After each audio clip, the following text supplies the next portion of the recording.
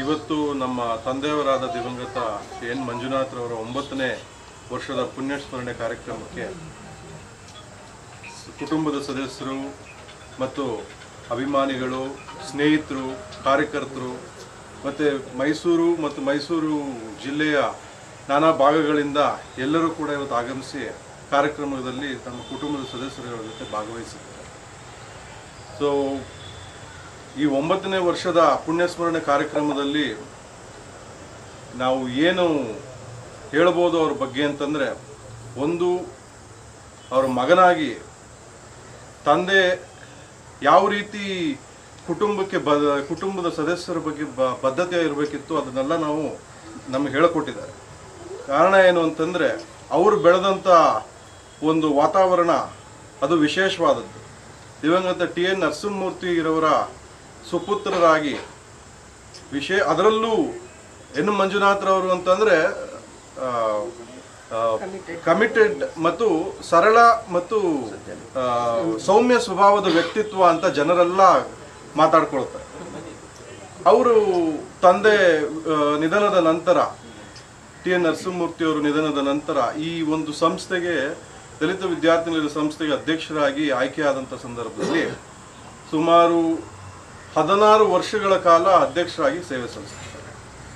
ಈ ಮಧ್ಯದಲ್ಲೂ ಕೂಡ ಅವರು ವಿಧಾನ ಪರಿಷತ್ಗೆ ಮೈಸೂರು ಚಾಮರಾಜನಗರ ಸ್ಥಳೀಯ ಸಂಸ್ಥೆಗಳ ಕ್ಷೇತ್ರದಿಂದ ಆಯ್ಕೆಯಾದಂಥ ಸಂದರ್ಭದಲ್ಲಿ ಎಲ್ಲ ನಮಗೆ ಸ್ಥಳೀಯ ಸಂಸ್ಥೆ ಅಂತಂದರೆ ಎಲ್ಲ ಪಂಚಾಯತ್ ಸದಸ್ಯರುಗಳು, ಗ್ರಾಮ ಪಂಚಾಯತ್, ತಾಲೂಕು ಪಂಚಾಯತಿ, ಪುರಸಭೆ, ನಗರಸಭೆ ಮತ್ತು ಮೈಸೂರು ನಗರ ಪಾಲಿಕೆ ಇವೆಲ್ಲ ಕೂಡ ಕವರ್ ಆಗ್ತದೆ. ಇವರ ಜೊತೆ ಅವರು ಇಟ್ಕೊಂಡಂಥ ಒಡನಾಟ 6 ವರ್ಷ ಅವಧಿಯಲ್ಲಿ ಭಾಳ ಪ್ರಮುಖವಾದದ್ದು. ಯಾಕಂತಂದರೆ ಅವರು ವಿಧಾನ ಪರಿಷತ್ ಸದಸ್ಯರಾದಂಥ ಸಂದರ್ಭದಲ್ಲಿ ಬಹುಶಃ ಎಲ್ಲ ಪಂಚಾಯತ್ಗಳನ್ನು ಕೂಡ ಟೂರ್ ಮಾಡಿದರು.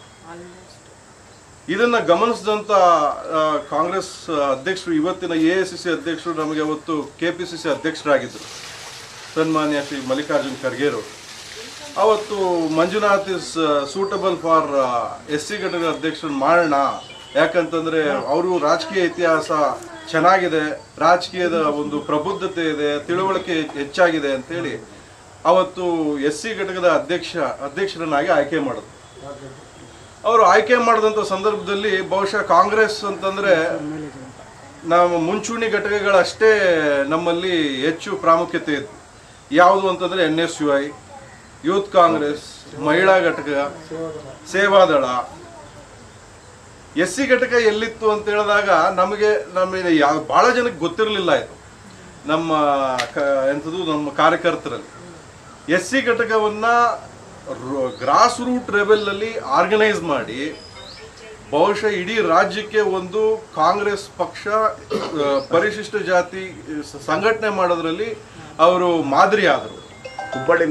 ಹುಬ್ಬಳ್ಳಿಲೂ ಕೂಡ 2013 ಏನು ನಮ್ಮಲ್ಲಿ ಸರ್ಕಾರ ಬಂತು, ಪ್ರಾರಂಭದಲ್ಲಿ ಮಾನ್ಯ ಸಿದ್ದರಾಮಯ್ಯನವರು ಮುಖ್ಯಮಂತ್ರಿ ಆದಾಗ ಹುಬ್ಬಳ್ಳಿಯಲ್ಲಿ ಇದೇ ನೆಹರು ಮೈದಾನದಲ್ಲೂ ಕೂಡ ಹಿಂದೆ ಸಿದ್ದರಾಮಯ್ಯ ಸಾಹೇಬರು ಕೂಡ ಅಲ್ಲಿ ಅಹಿಂದ ಸಮಾವೇಶ ಕೂಡ ಮಾಡಿದರು. ಅವತ್ತು ಆ ಸಭೆಗೆ ಭಾಗವಹಿಸಿದಂಥವ್ರು, ನಾನು ಇದೇ ಅಹಿಂದ ಸಮಾವೇಶ ಇಲ್ಲಿ ಮಾಡಿದ್ದೆ, ಅಷ್ಟೇ ಜನ ಇವತ್ತು ಹುಬ್ಬಳ್ಳಿಲಿ ಕೂಡ ಇದ್ದಾರೆ, ಮಂಜುನಾಥ್ಗೆ ಅಭಿನಂದನೆಯನ್ನು ಸಲ್ಲಿಸ್ತೀನಿ ಅಂತ ಅವತ್ತು ಅವ್ರ ಅಭಿಪ್ರಾಯನ ವ್ಯಕ್ತಪಡಿಸ್ತೀವಿ. ನಾವು ನನ್ನ ಪತಿ ಅವ್ರನ್ನ ಎಂದೂ ಅವರ ಒಳ್ಳೆ ಗುಣಗಳನ್ನು ಸದಾ ನಾವು ನೆನಪು ಮಾಡ್ಕೊಳ್ತೀನಿ. ಅವರು ಒಬ್ಬ ಒಳ್ಳೆ ಮನುಷ್ಯತ್ವ ಇರುವಂಥ ಒಳ್ಳೆ ಸ್ನೇಹ ಜೀವಿ. ಅವರು ಪ್ರತಿಯೊಂದು ಯಾವುದೇ ಒಂದು ಸಮಸ್ಯೆ ಇರಲಿ, ಮನೆಯದಾಗಲಿ ಹೊರಗಡೆದಾಗಲಿ, ಫಸ್ಟು ಕೂಲಂಕುಷವಾಗಿ ಅವರ ಸ್ವಂತ ಕೆಲಸ ಕಾರ್ಯಗಳನ್ನು ಬಿಟ್ಟು ಮಾಡಿದಂಥವರು. ಅವ್ರು ಎಷ್ಟೋ ಜನಕ್ಕೆಲ್ಲ ಸಮಸ್ಯೆಗಳಾದಾಗ ಬಗೆಹರಿಸಿದ್ದಾರೆ. ಆಮೇಲೆ ಅವರು ರಾಜಕಾರಣಿಯಾಗಿ MLC ಆಗಿ ಒಂದೇ ವರ್ಷ ಅವರು ಒಂದೇ ಟರ್ಮು 6 ವರ್ಷ ಇದ್ದರೂ ಕೂಡ ಬಹುಶಃ ಅವರು ಮಾಡಿರೋಷ್ಟು ಕೆಲಸ ನಮಗೆ ಅಷ್ಟು ಬೇರೆ ಯಾರು ಮಾಡಿದ್ದಾರೆ ಅಂತ ನಮಗೆ ಅಷ್ಟು ಅನಿಸಲ್ಲ. ಆ ಮಟ್ಟಿಗೆ ಕೆಲಸ ಮಾಡಿದ್ದಾರೆ. ಎಷ್ಟೋ ಜನಕ್ಕೆ ಅವಕಾಶ ಆದಾಗ ತಾಲೂಕ್ ಪಂಚಾಯತಿ ಸೀಟ್ ಇರ್ಬೋದು, ಜಿಲ್ಲಾ ಪಂಚಾಯತಿ ಸೀಟ್ ಇರ್ಬೋದು, ಅನೇಕರಿಗೆ ಹೆಚ್ಚಾಗಿ ಕೊಡಿಸ್ಕೊಟ್ಟಿದ್ದಾರೆ. ಅದ್ರ ವಿತ್ ಡೇಟಾ ಕೂಡ ನಮ್ಮಲ್ಲಿ ಇದೆ, ನಾವು ಮಾತಾಡ್ಬೋದು ಅದ್ರ ಬಗ್ಗೆ. ಅವರು ಎಲ್ಲದಕ್ಕಿಂತಲೂ ಹೆಚ್ಚಾಗಿ ಅವರು ಏನು ಪಕ್ಷದಲ್ಲಿ ಇಷ್ಟು 11 ವರ್ಷ, ನನ್ನ ಮಗ ಹೇಳ್ದ 11 ವರ್ಷ SC ಡಿಪಾರ್ಟ್ಮೆಂಟ್ ಅಧ್ಯಕ್ಷರಾಗಿ ಎಷ್ಟೋ ಜನಕ್ಕೆ ಈ ಕಾಂಗ್ರೆಸ್ ಪಕ್ಷದ ಮುಖ್ಯ ವಾಹಿನಿಗೆ ತಂದಿದ್ದಾರೆ. ಅವರೆಲ್ಲ ಅವರ ಒಂದು ಗೈಡೆನ್ಸ್ ಮೇಲೆ ವರ್ಕ್ ಮಾಡಿದಂಥವ್ರು ಎಷ್ಟೋ ಜನ ಇವಾಗ ರಾಜ್ಯ ಮಟ್ಟದಲ್ಲಿ ನಾಯಕರಾಗಿ ಗುರುತಿಸ್ಕೊಂಡಿದ್ದಾರೆ. ಅಷ್ಟೇ ಅಲ್ಲ, ಲೋಕಸಭಾ ಮೆಂಬರ್ ಕೂಡ ಆಗಿದ್ದಾರೆ. ಅದು ಒಂದು ಖುಷಿಯಾದ ವಿಷಯ. ಮಿನಿಸ್ಟರ್ ಕೂಡ ಆಗಿದ್ದಾರೆ. SC ಡಿಪಾರ್ಟ್ಮೆಂಟಲ್ಲಿ ಪಪ್ಪನ್ನ ಗೈಡೆನ್ಸಲ್ಲಿ ಬಂದಂಥವ್ರು. ಅದೊಂದು ಖುಷಿಯಾದ ವಿಷಯ. ಅವರೆಲ್ಲ ಸಿಗ್ದಾಗ ಒಂದೇ ಹೇಳೋದು, ನಮಗೆ ಅವರು ಹೆಂಗೆ ಮಾಡಬೇಕು ಕಾರ್ಯಕ್ರಮಗಳನ್ನು ಅಂತ ಒಂದು ಅವರಿಂದ ಕಲ್ತ್ವಿ ಅಂತ ಹೇಳ್ತಾರೆ. ಅದು ಒಂದು ಒಳ್ಳೆ ನಮಗೆ ಸಮಾಧಾನ ಕೊಡುವಂಥ ವಿಷಯ. ಏನೇ ಆದರೂ ಅವರು ಕೊನೆ ಗಳಿಗೆವರೆಗೂ ಕಾಂಗ್ರೆಸ್ ಪಕ್ಷಕ್ಕಾಗಿ ದುಡಿದು ಅವರು ಜೀವ ಬಿಟ್ಟಿದ್ದಾರೆ ಅಂತ ನಮ್ಗೆ ಅನಿಸುತ್ತೆ. ಯಾಕಂದರೆ ಕೊನೆಯಲ್ಲಿ ಅವ್ರಿಗೆ ಇವರು ಮುನಿಯಪ್ಪ ಅವರ ಒಂದು ಏನು ಫಂಕ್ಷನ್ ಆರ್ಗನೈಸ್ ಮಾಡಿದ್ರು ಕಾಂಗ್ರೆಸ್ ಪಕ್ಷದ್ದು, ಅಲ್ಲಿ ಇದ್ದಾರೆ. ಹಿಂದಿನ ದಿವಸ ಅವರು ಚೆನ್ನೈಯಲ್ಲಿ ಕಾಂಗ್ರೆಸ್ ಪಕ್ಷದ ಒಂದು ಸಭೆಯಲ್ಲಿ ಭಾಗವಹಿಸಿದ್ದಾರೆ. ಅಲ್ಲಿ ಅವರನ್ನು ಬೀಳ್ಕೊಟ್ಟಿದ್ದಾರೆ ಏರ್ಪೋರ್ಟ್ಗೆ ಹೋಗಿ. ಆ ನಂತರ KPCC ಆಫೀಸ್ಗೆ ಹೋಗಿ ಅಲ್ಲಿ ಅಧ್ಯಕ್ಷರು ಆವಾಗ ಇವರು ಪರಮೇಶ್ವರ್ ಅವರಿದ್ದರು, ಅವರನ್ನು ಮಾತಾಡಿಸಿ ಬಂದಿದ್ದಾರೆ. ಮನೆಗೆ ಬಂದು 8-8:30 ಆಯಿತು, ಸುಸ್ತಾಗ್ತಾ ಇದೆ ಅಂತಂದರು. ಆಗ ಅವರನ್ನು ನಾವು ಹಾಸ್ಪಿಟಲೈಸ್ ಮಾಡಿದ್ವಿ. ಅಲ್ಲಿಂದ 1 ತಿಂಗಳು ತುಂಬ ಸ್ಟ್ರಗಲ್ ಪಟ್ಟು 16ನೇ ತಾರೀಕು 9 ವರ್ಷ ಆಯಿತು ಅವರು ಜೀವ ಬಿಟ್ಟು. ಪಕ್ಷದ ಅವರ ಪಕ್ಷ ಕೆಲಸ ಅಂತಂದರೆ ಫಸ್ಟು ಅವರು ಯಾವಾಗಲೂ ಇರ್ತಿದ್ರು. ಆ್ಯಕ್ಚುಲಿ ನಾನು ಕೋಲಾರ ಫಂಕ್ಷನ್, ಮುನಿಯಪ್ಪ ಅವ್ರ ಫಂಕ್ಷನ್ಗೆ ನಾನು ಹೋಗಬೇಡಿ ಅಂತಂದೆ.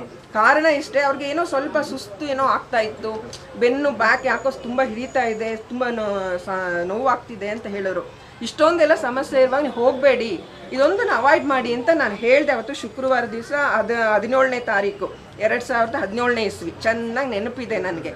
ಅವರು ಹೇಳಿದ ಒಂದೇ ಮಾತು, ಪಕ್ಷ ನಮ್ಗೆ ಏನು ಜವಾಬ್ದಾರಿ ಕೊಡ್ತಾರೆ ನಾವು ಪಕ್ಷನ ನಾವು ಅದನ್ನ ನಿಷ್ಠೆಯಿಂದ ಪಾಲಿಸ್ಬೇಕು. ಪಕ್ಷದ ಒಬ್ಬ ನಾಯಕ ಅಂತ ಅವ್ರು ಗುರುತಿಸ್ಕೊಳಕ್ ಬಯಸ್ತಿರ್ಲಿಲ್ಲ. ಪಕ್ಷದ ಒಬ್ಬ ನಿಷ್ಠಾವಂತ ಕಾರ್ಯಕರ್ತ ಅಂತ ಹೇಳ್ಕೊಳ್ಳೋದ್ರಲ್ಲಿ ಹೆಮ್ಮೆ ಪಡ್ತಾ ಇದ್ದಂಥವ್ರು.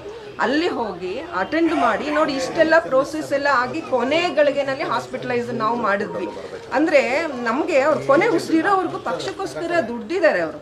ಪಕ್ಷ ಅದನ್ನು ಅದು ಸಮಯದಲ್ಲಿ ರೆಕಗ್ನೈಸ್ ಮಾಡಿಲ್ಲ. ಅವ್ರ ನಿಧನದ ನಂತರ ನಾನು ಕೂಡ ವಿಧಾನ ಪರಿಷತ್ಗೆ ಅವಕಾಶ ಇರುವಾಗ ಕೇಳಿದೆ, ಅದು ನಮಗೂ ಕೂಡ ಅವಕಾಶ ಆಗಲಿಲ್ಲ. ಆ ನಂತರ ನನ್ನ ಮಗನಿಗೆ ಇವಾಗ ಕೇಳ್ತಾ ಇದ್ವಿ, ಅದರಲ್ಲೂ ಏನು ಅಂತ ಒಂದು ಒಳ್ಳೆ ರೆಸ್ಪಾನ್ಸ್ ಬರಲಿಲ್ಲ. ನೋಡೋಣ ಮುಂದೆ ಒಳ್ಳೆ ಅವಕಾಶ ಸಿಗ್ಬೋದು ಅನ್ನೋ ಭರವಸೆ ಇಟ್ಕೊಂಡಿದ್ದೀವಿ ನಾವು. ಏನು ಅಂತಾರೆ, ಆಶಾದಾಯಕವಾಗಿ ಇರೋಣ ಅಂತ ಹೇಳ್ತಾರೆ. ಸದಾ ಪಕ್ಷ ಅಂತ ಇದ್ದಂಥವ್ರು ನಮ್ಮ ಯಜಮಾನರು. ನೋಡೋಣ, ಕಾಯ್ತೀವಿ, ಕಾದು ನೋಡು ಅನ್ನೋ ಒಂದು ಇದರಲ್ಲಿ ಇದ್ದೀವಿ ನಾವು. ನಾನು ಹೆಚ್ಚಿನ ಒಂದು ಸಾಹೇಬ್ರ ಜೊತೆಲೇ ನಾನು 11 ವರ್ಷ ಅವ್ರ ಜೊತೆ ನಾನಿದ್ದೆ. ಯಾಕಂದರೆ ಈ ಶಿಸ್ತು ನಾನು ಕಲಿಬೇಕಾದ್ರೆ ಅವರೇ ನನಗೆ ಒಂದು ಮೂರ್ತಿಯಾಗಿ ಬೆಳೆಸಿದವರು. ಅವರು ಶಿಸ್ತಿನ ಸಿಪಾಯಿನೂ ಅಷ್ಟೇ, ಮತ್ತು ಇವರು ಅಭಿಮಾನ ಮತ್ತು ಪಕ್ಷದ ನಿಷ್ಠೆ ನೋಡಿದ್ರೆ ಅವ್ರು ಹೇಳ್ತಿದ್ರು. ಒಂದೊಂದು ಸಲ ಯಾರು ಮಾತಾಡ್ತಿದ್ರು, ಸರ್ ನೀವು ಪಾರ್ಟಿ ಬಿಡಿ ಅಂತ ಹೇಳಿದಾಗ ಅವ್ರು ಹೇಳ್ತಿದ್ರು, ನಾನು ಪಾರ್ಟಿ ಬಿಟ್ಟು ಈ ಫೋಟೋಗಳಿಡಿ, ರಾಹುಲ್ ಗಾಂಧಿ ಫೋಟೋ, ಸೋನಿಯಾ ಗಾಂಧಿ ಫೋಟೋ, ಇಂದಿರಾ ಗಾಂಧಿ ಫೋಟೋಗಳಲ್ಲಿ ಎಲ್ಲಿ ಇಡಬೇಕು ನಾನು ಅಂತ ಆ ಥರ ಅವರು ಮಾತಾಡ್ತಿದ್ರು. ಅಷ್ಟೊಂದು ನಿಷ್ಠೆ ಇತ್ತು ಅವರಿಗೆ. ಅವ್ರಿಗೂ ಲಾಸ್ಟಲ್ಲಿ ಅವ್ರ ಜೊತೆದವರೆಲ್ಲರೂ ಇವತ್ತು AICC ಸೆಕ್ರೆಟರಿಗಳಾಗಿದ್ದಾರೆ.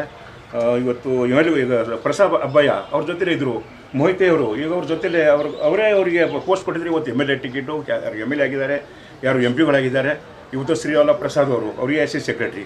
ರಾಜು ಅವರು ಈಗ ಇವರು ನಮ್ಮ ರಾಹುಲ್ ಗಾಂಧಿ ಅವರಿಗೆ ಅಡ್ವೈಸರ್. ಅವರು ಪ್ರತಿಯೊಂದು ಪ್ರೋಗ್ರಾಮ್ಗೆ ಅವರಿಗೆ ಕರೀತಾರೆ.